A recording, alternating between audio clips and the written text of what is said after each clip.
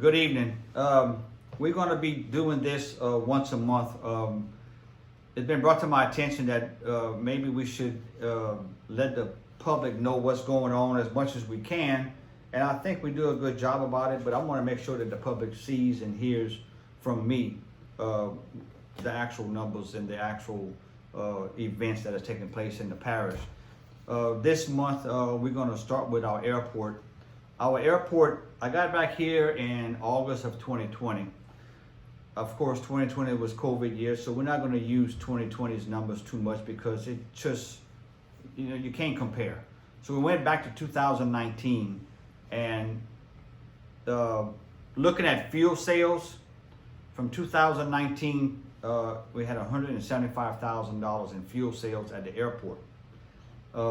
Expected this year for the year of 2023, we're going to be doing $408,000 in fuel sales. So that's attributed to being active and being available and hopefully bringing in the right people to do the job at the airport, which I think we have, and I think we're doing a great job over there. Our hangar leases, we used to have 8, now we have 19. Aircraft that's based at the airport in 2019, we had 30. Today we have 48. Last year and in this year, for this fiscal year, we applied and we received $3.4 million in appropriations. And that's for repairs at the airport, safety concerns, just to bring our airport up to a certain level where we need to be.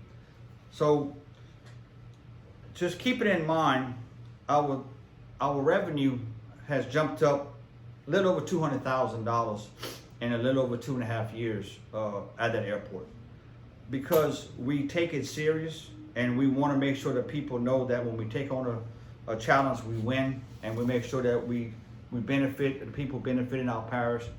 Not many local people use this airport, but it's a place where it could bring in a lot of economic value to our parish. So we want to grow this airport to its fullest potential, which is why we have a good staff over there, which is why we all the time asking for money from the state and the federal government to bring it up to another level.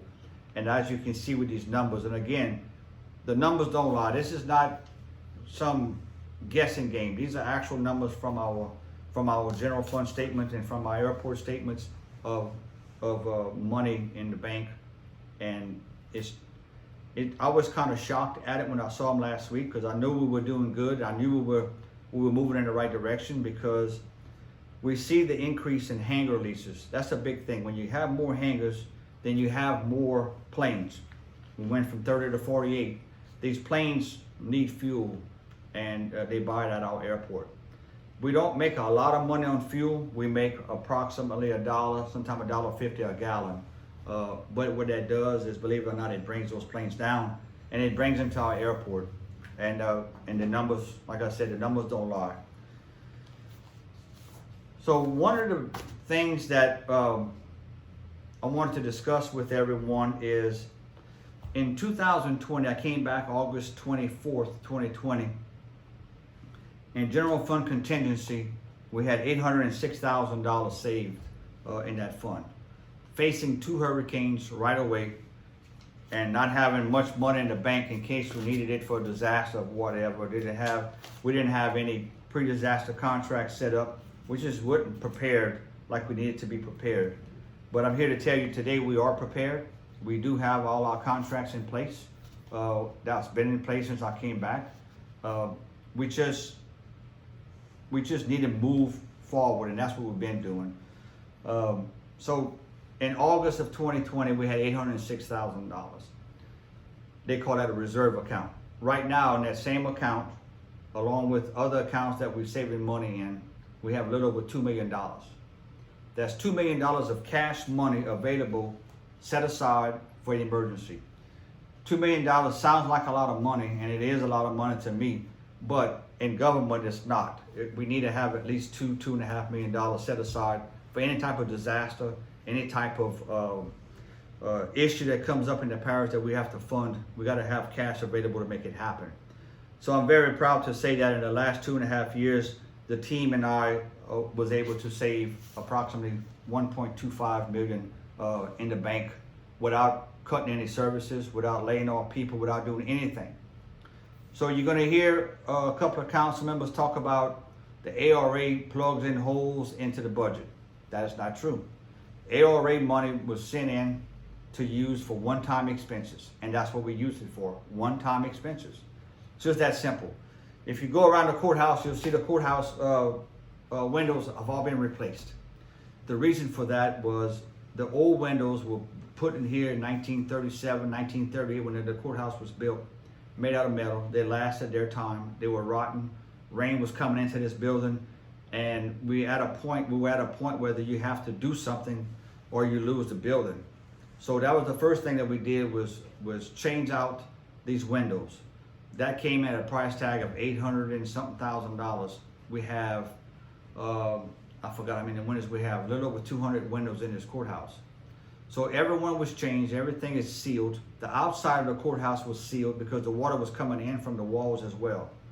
So we covered the outside, we took care of the windows, we put a handicap ramp in the front of this courthouse, which was much needed, so that the people can come to our courthouse and know that they can make it inside the courthouse without having to worry about a handicap elevator working or not working. So those things were done to benefit the people who come to this courthouse.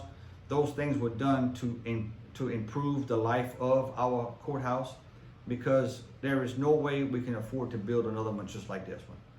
This was built in the 30s, well built, well made, and we want to keep it and keep it structurally sound. So that's what we did. We also, in the last 2 years, went to the state, and with the help of Senator Boudreaux and Representative Miller, Representative DeVilliers, and Representative Butler, we was able to secure enough money to change the roofs on this courthouse, the council's chambers, the jail, which was all major issues where the water was coming in from each one of these buildings and leaking into the courthouse and into each one of these buildings. So we was able to secure that funding to the tune of $900,000, which that was some capital outlay money that comes from the state. We're very fortunate that that money was available and it came to us. This past year, we asked for $1 million in drainage. We received that approval, and that was also done through capital outlay. And that money is to be used to take care of Bayou Mallet and Bayou Calhoun, to get that water away from us and just try to help alleviate the flooding that goes on in our parish. So there's a lot of things happening in this parish. There's a lot of things that's going to happen, and it takes time to do all this. But what I want to do each month is to bring it to y'all attention, let y'all know what we're doing, let y'all know the numbers, what the numbers are, and let y'all see for yourselves. And again, all of these numbers can be found on our website. We're gonna post all this information on our website so you can go see it for yourself. So before I go to a council meeting, I'm gonna bring this up, let y'all see it, let y'all hear it, and then if you have any questions, y'all can always contact me here at the office or on my cell phone, and we can make sure we get you the information. But in our general fund, I'm just gonna go over a couple of them. Our general fund, so far this year, we picked up a little over $2.2 million in revenue, and we spent $957,000. That's general fund. General fund consists of all of your, the 27 JDC, which is our judges, our DA, our courts, the courthouse, and several other mandated expenses is coming out of that fund. Our road and bridge fund is what takes care of the roads in the parish. That's also is funded by the Racino Fund. It's funded by the Video Poker Fund and Parish Transportation. This year alone, we collected $394,000. This is for the months of January and February. And the Racino funds are behind, and also the Video Poker, they always stay a month behind. So we collected $394,000. We spent $510,000, but keep in mind, we always spend more than we collect because we have reserve money to spend, and then this money comes in every month. So we good on those ends.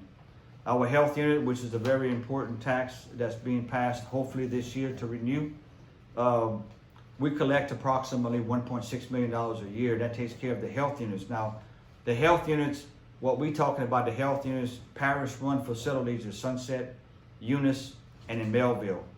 So we provide services in those areas. We also own the one here in Opelousas. We maintain that building. The state runs that building, but we maintain it for them to have their operations.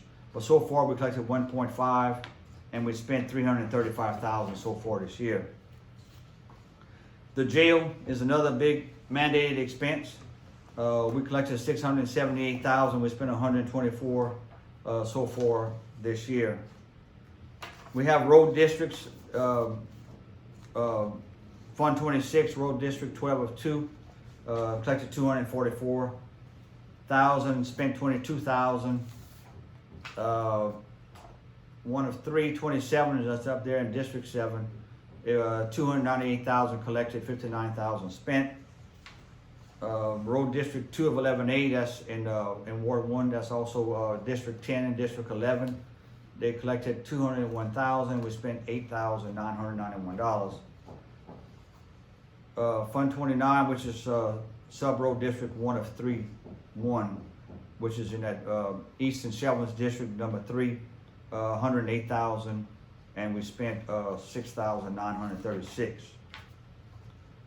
1 of 11A, Fund 42, mostly in District 9 and in some in District 2 and some in District 8.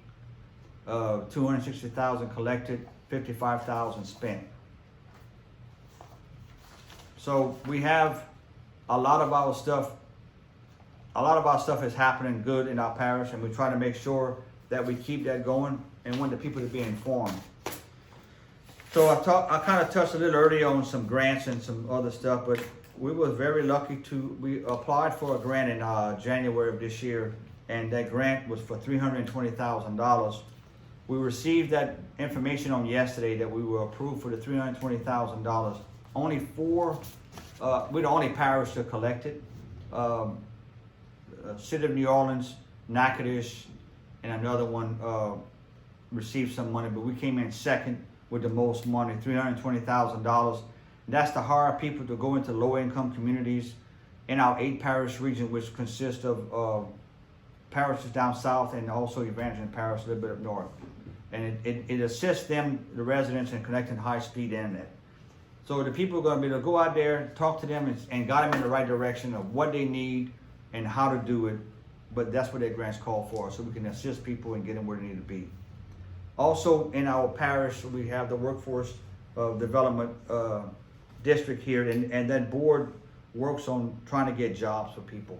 But right now in our parish, we have training, and that's training for employment for respiratory tech, fiber optics, electrician, and plumber.